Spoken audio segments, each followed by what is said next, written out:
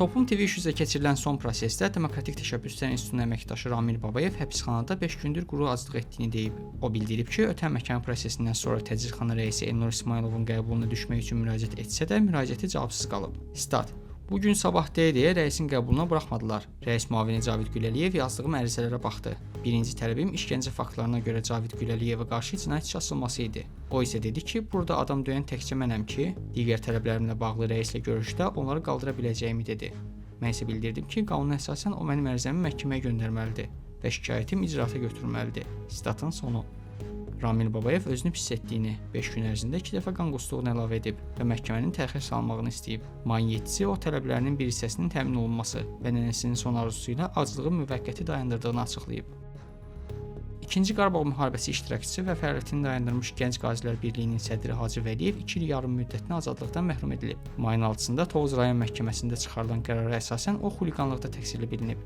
Hacı Vəliyev həbsindən bir neçə gün öncə polisin Yasamal rayon ərazisində küçə ticarəti ilə məşğul olan bir qrup qaziyə qarşı zorakılıq tətbiq etdiyini ictimailəşdirmişdi. O ittihamları rədd edərək məmurları tənqid etdiyi üçün cəzalandırıldığını bildirib.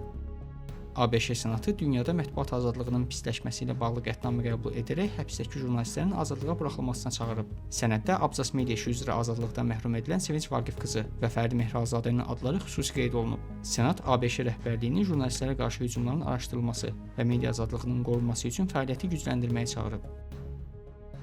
Mayın 5-də Avropa İttifaqının xarici siyasət və təhlükəsizlik üzrə ali nümayəndəsi Kaya Kallas Bakıya rəsmi səfər edib.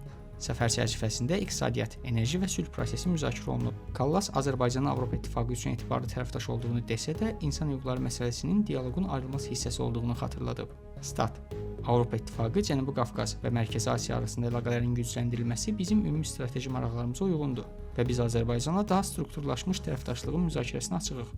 Əlbəttə, insan hüquqları ilə bağlı açıq və səmimi dialoq fəaliyyətimizin ayrılmaz hissəsi olaraq qalır. Statın sonu. Avropa Parlamenti ötən ilin dekabrında Avropa İttifaqına Azərbaycana qarşı sanksiyalar tətbiq etməyə çağıran qətnamə qəbul edib. Bu, Azərbaycanda 400-ə yaxın siyasi məhbusun olması ilə izah edilib.